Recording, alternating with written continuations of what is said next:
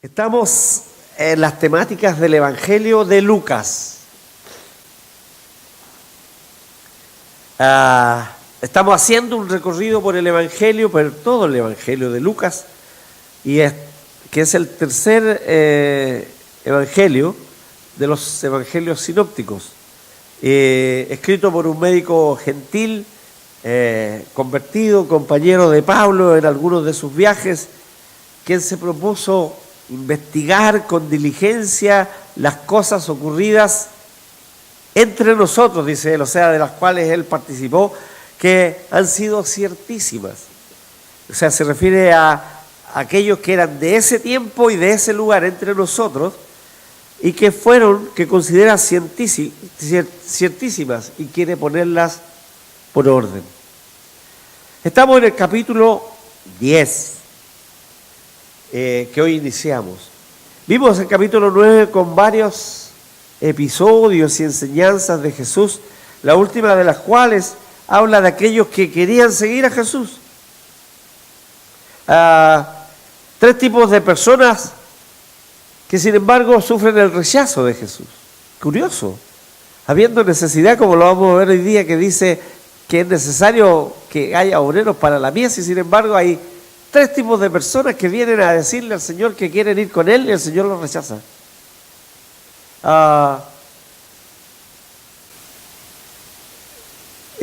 Rechaza a uno que quería seguirle donde fuera, pero que parece que no estaba dispuesto a enfrentar la realidad de no tener donde reposar la cabeza.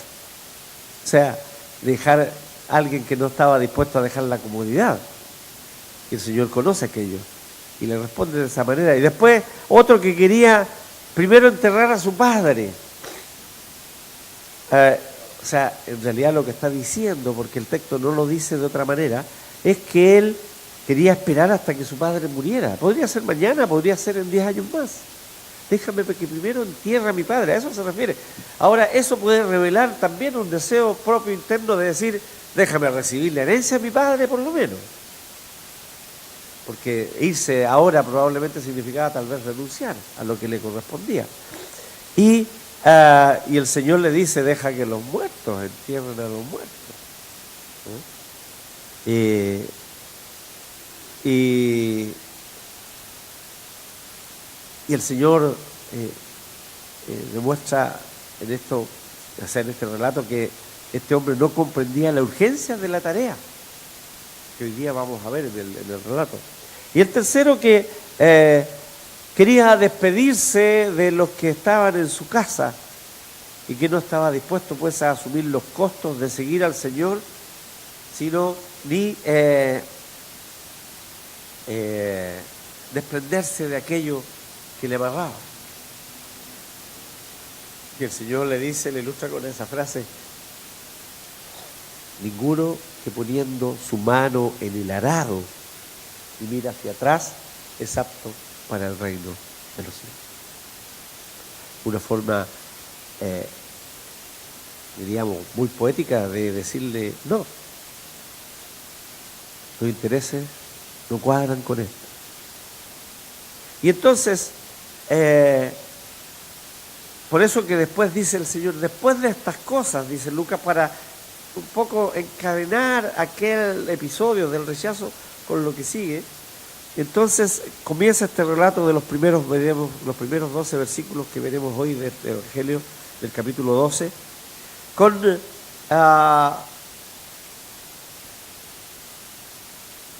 este texto que trata de una misión que el Señor envía. Lucas habla de 70 que él envió. Hay algunos disquisición y comentaristas que dicen que eran 72. Para el efecto no tiene ninguna importancia, varía si es que porque ustedes saben que desde el punto de vista de los números en esa cultura, en la cultura judía sobre todo, tenían un significado como espiritual, alguna significancia importancia. Pero la verdad es que si uno quisiera darle más importancia al 72, podría ser, era 6 por 12, por ejemplo. 12 eran las tribus de Israel, en fin. Pero el 7 por 10 también tiene, o 70 por... el 70 es el número del 7 por 10, el 7 es el número perfecto, el 10 la perfección a la perfección, en fin. Pero no es esa la idea del Señor, es simplemente el relato tiene por finalidad decirnos que el Señor toma un grupo de personas y las manda. Y de ella, y las manda de 2 en 2, y las manda para pregonar su evangelio, los envía como una embajada que anticipaba su visita futura. Cuando un gran dignatario, un gran rey o una princesa conocida, que si alguien importante o un gobernador en los tiempos actuales, un presidente importante va a visitar una nación, siempre su embajador o alguien de su cancillería viaja antes para preparar toda la logística, en la cual cómo va a alojar, dónde va a estar, cuáles van a ser sus movimientos, etcétera. Estos debían ir a las aldeas y ciudades que Jesús visitaría a futuro. Y entonces deberían ir preparando un poco el camino de la llegada. Lucas es el único evangelio que registra este episodio. No hay otro relato similar en los evangelios, solamente el relato de cuando los discípulos, los apóstoles, los 12, fueron, y que Lucas lo relata en el capítulo 9, fueron enviados de igual manera, de 2 en 2, para que fueran a pregonar el mensaje de la salvación y del evangelio. Pero este relato de Lucas es único. Y de esta misión que el Señor envía, que acabamos de leer en el capítulo 10, nosotros podemos destacar varios conceptos.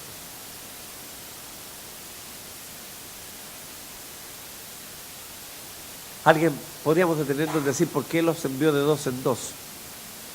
Y siempre la gente dice por qué. Bueno, y muchos de estos, ¿cómo se llaman? Estas estrategias evangelísticas de presentar el evangelio aconsejan que vayan 2. Y dice, uno habla, el otro ora, ¿no? Se apoyan mutuamente. Si alguno faquea, el otro la apoya, etcétera. Por las características de la misión era importante que fueran acompañados porque el Señor los envía casi sin preparativos especiales. Y lo vamos a ver durante el texto, que ellos van, el Señor les dice, vayan prácticamente con lo que tienen. La primera cosa que nosotros encontramos aquí es la necesidad de la misión. Como decíamos, ya no son 12 sino 70 los que envía. Es decir, hay una mayor zona que debe ser abarcada, que será abarcada por esta misión. Y el Señor dice, porque la mies es mucha y los obreros pocos. Rogad al Señor de la mies que envíe obreros a su mies. El Señor conoce el tiempo que está viviendo y que es poco para su misión terrenal.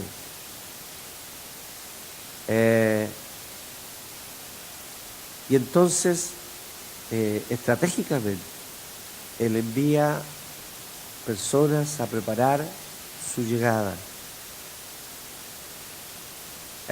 Seguramente allí en esos lugares algunos ya habrán oído del Señor, o tal vez hasta le han seguido en algunos de sus periplos, de sus viajes por allí, por curiosidad, para ver si efectivamente son testigos de los milagros que dicen que hace, etc. Pero Jesús debe optimizar su tiempo. Recuerde que ellos viajaban a pie, no tenían movilización como ahora, entonces los desplazamientos eran lentos, y tardaban tiempo para llegar de un lugar a otro, por muy cercano que parezca. Sin embargo, caminando en grupo, probablemente era un viaje relativamente lento, y para llegar de un lugar con el mensaje a un lugar y a otro se requería tiempo, y si estaban ellos preparados por medio de estas embajadas, tal vez Él optimizaría su estado en aquellos lugares. Y de la misma manera que cuando Él vio a la multitud que le seguía como ovejas que no tienen pastor, el Señor sabe que en esos lugares en esas ciudades, en esas aldeas, hay gente en los pueblos circunvecinos que necesitan su presencia, su mensaje, y el tiempo de su sacrificio se acerca. Por eso manda a estos preparadores de su visita. La realidad, debemos comentar, es que siempre la necesidad será mayor que la capacidad para atenderla. La mies es mucha, los obreros pocos. Y esto es cierto en varios aspectos. Pero nosotros solo hablaremos de lo que tiene que ver con la vida espiritual, con el mensaje de salvación, pero usted puede aplicar esta idea del Señor. La mies es mucha, los obreros pocos, la necesidad es mayor que las posibilidades de resolverla, de satisfacerla.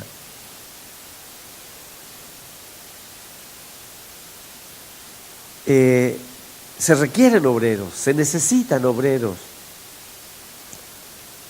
La mies es el campo del Señor. La cosecha requiere de manos de obra.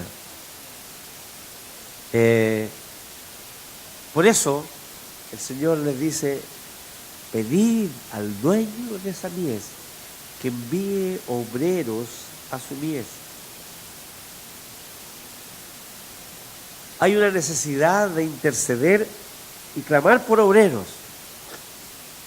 Entonces nos encontramos con que este es un mandato derivado del ir. Orar para que llegue ayuda, orar para que haya otros que vengan a trabajar allí en esa mies. Los envía, pero deben también rogar al Señor de la mies por más obreros. La misión es ardua y extensa y los obreros son insuficientes. Esta es una realidad. Hay aquí una aplicación que es clara para la iglesia hoy. Por cierto, la mies está preparada. Hay abundancia de mies, pero hay pocos obreros. Cristo necesita obreros que acudan a trabajar para cegar la mies. Ahí en otro evangelio, cuando Él dice a sus discípulos: mirad los campos que están blancos para la siega. Los campos están blancos para la siega. La misión del Señor a la que Él envía a la iglesia es la de ir a la mies a cosechar. Hay siempre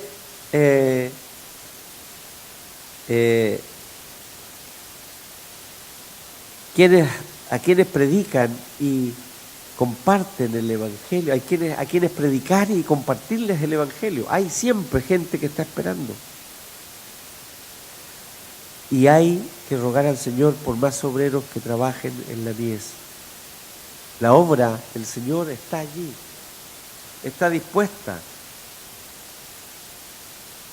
Rogad al Señor de la mies que envíe obreros a su mies, pues la mies es mucha.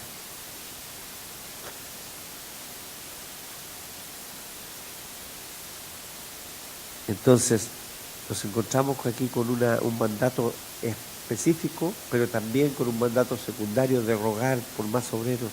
La realidad de la iglesia hoy es así. Hay mies para cosechar, pero faltan obreros que vayan a cosecharla. Faltan obreros que trabajen en la mies, que vengan a ayudar a hacer la labor. Hay un himno antiguo que cantamos que dice: ir a trabajar allá a los campos del Señor, que para la siega se presentan blancos hoy. Fieles siervos de Dios, a quien debéis todo honor, oí su voz de amor, e ir a trabajar allá, a los campos.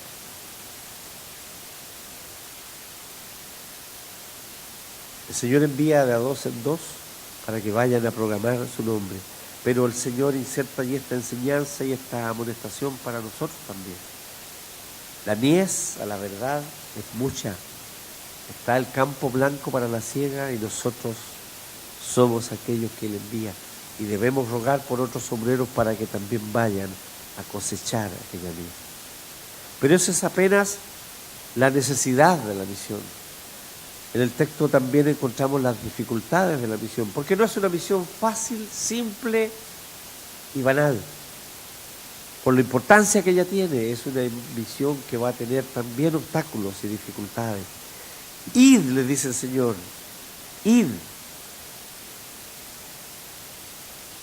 He aquí yo os envío como corderos en medio de lobos.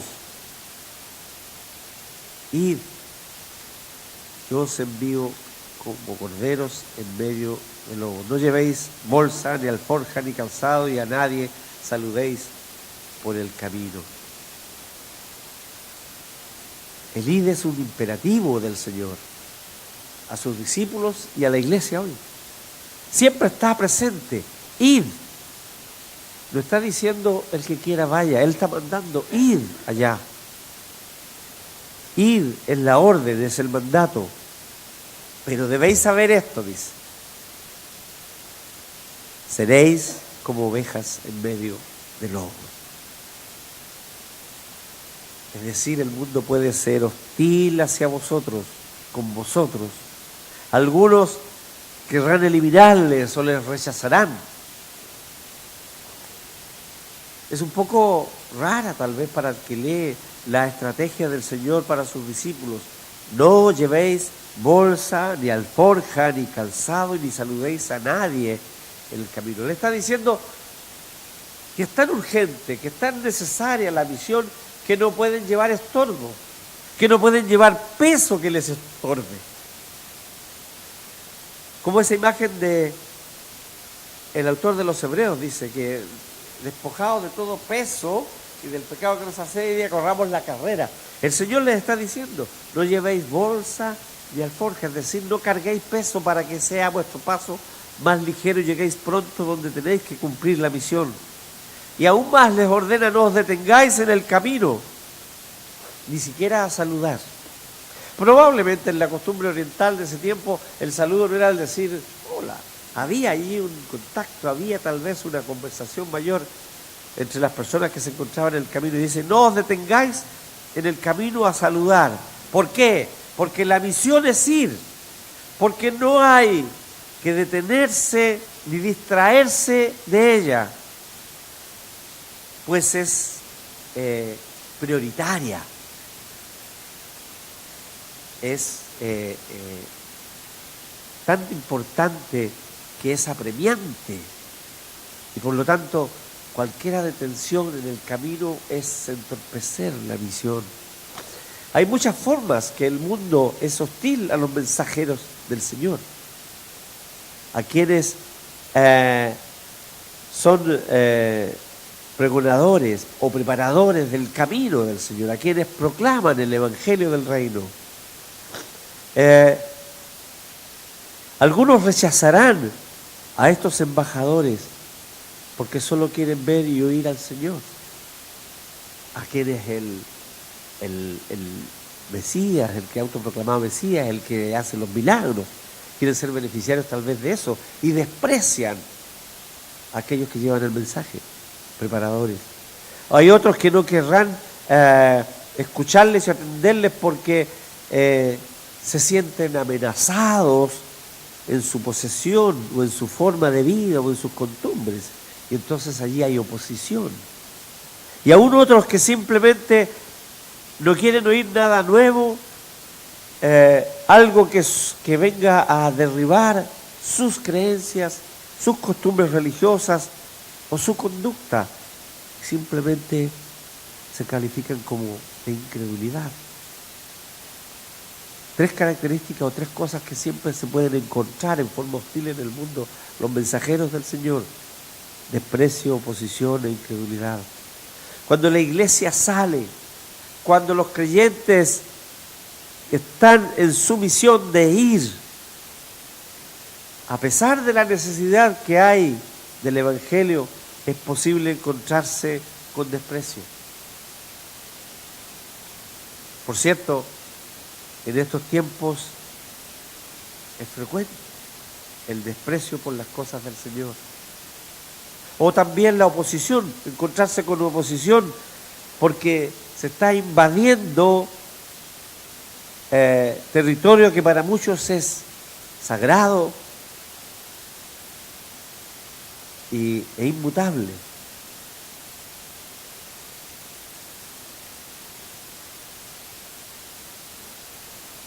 Como son estar arraigadas, sus arraigadas creencias, costumbres y tradiciones. Las mismas que son desafiadas por el Evangelio, y entonces obviamente ellos rechazan, se oponen. Pero aún otros, como decíamos, que son incrédulos, porque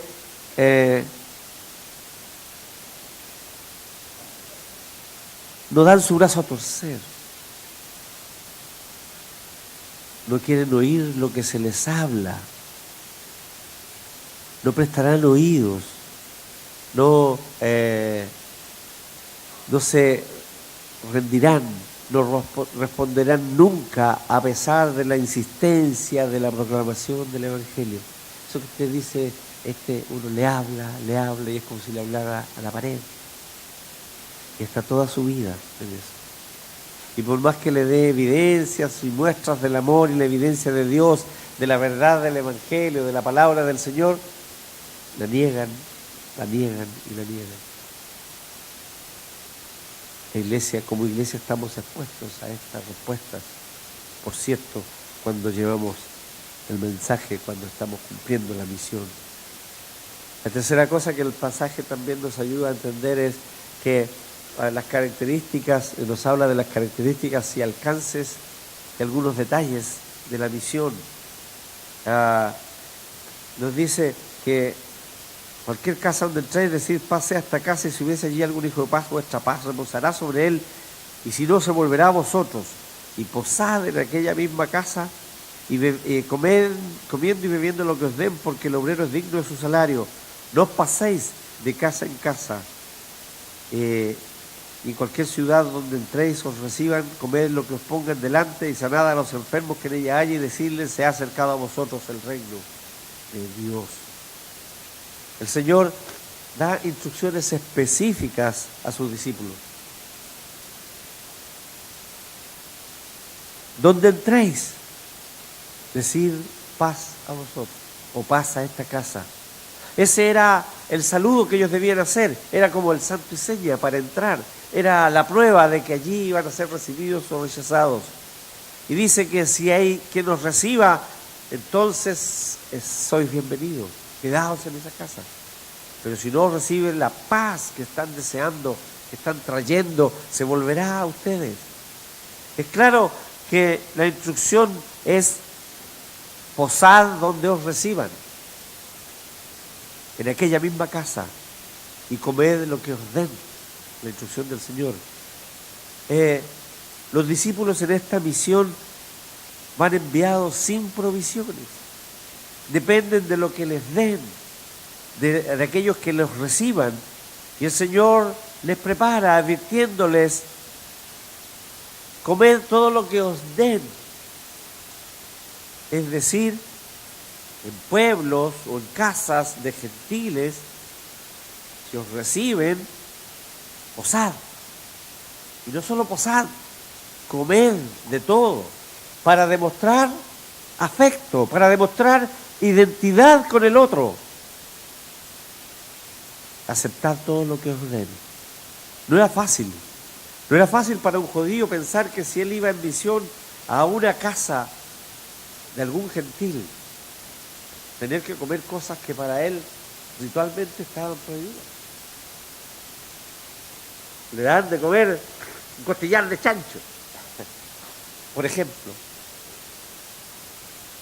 o comer alguna cosa que ellos la tenían ahí estimada como algo que era ceremonialmente inmundo.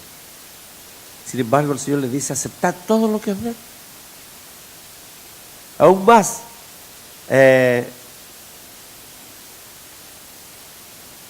Él les recomienda no estarse cambiando de casa. Porque en ese caso alguien podría decir, bueno, pucha, si aquí no podemos comer lo que nos dan, vámonos a otra que a lo mejor nos reciben y... No, posad en esa casa y no os cambiéis de casa, no andad de casa en casa, para no distraerse de la misión. Y en cada ciudad hacer lo mismo, comer lo que os pongan delante.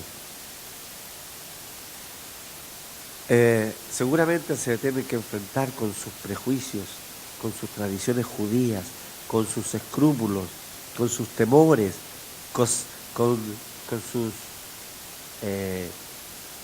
costumbres ritualistas, pero deben comer. Si no se identifican en lo que comen con los otros, no les llegarán con el mensaje. El mensaje del Señor, la enseñanza del Señor es clara. Y si es así, la misión va a fracasar. Y les agrega además, y sanar a los enfermos, es decir, atender a las necesidades físicas de quienes le están atendiendo. Y dar ayuda a quienes van con el mensaje. Llevad vosotros sanidad. Y lo más importante que les encarga, es decir, les dice, sanad a los enfermos donde haya y decirles, pregonarles, se ha acercado a vosotros el reino de los cielos. Era la parte esencial del mensaje. Convivir, compartir, hacer comunión, intimar con la gente, identificarse con ellos. Pero no solo identificarse comiendo, participando de lo que ellos comen y beben y posando con ellos, sino también haciéndose partícipe de las necesidades que ellos tenían. Interceder por ellos, trabajar con ellos, orar por ellos, sanar, porque el Señor les dio autoridad para ello, y llevarles el Evangelio. Porque lo más importante de la misión es compartir el mensaje, se ha acercado a vosotros el reino de los cielos. La misión de estos discípulos no es distinta de la misión de la iglesia hoy. Compartir con la gente, compartir con aquellos a quienes llevaremos el mensaje, velar o preocuparnos por sus necesidades físicas y materiales. Si no podemos sanarles, por cierto, lo que debemos hacer es orar, interceder por ellos, dolernos con ellos, compartir su preocupación y ayudarles a poner la confianza en Dios, en el Señor, y entregarles el mensaje, el mismo que proclamaron aquellos discípulos que envió el Señor. El reino de los cielos se ha acercado a vosotros. Presentarles el sencillo mensaje del Evangelio. Jesús vino y enseñó. Jesús vino, enseñó e hizo bienes. Jesús vino, enseñó, hizo bienes y murió. Jesús vino, enseñó, hizo bienes, murió y resucitó después de haber sido sepultado para traernos salvación y vida nueva. Ese es el mensaje. El reino de los cielos se ha acercado, ya está aquí a las puertas, viene.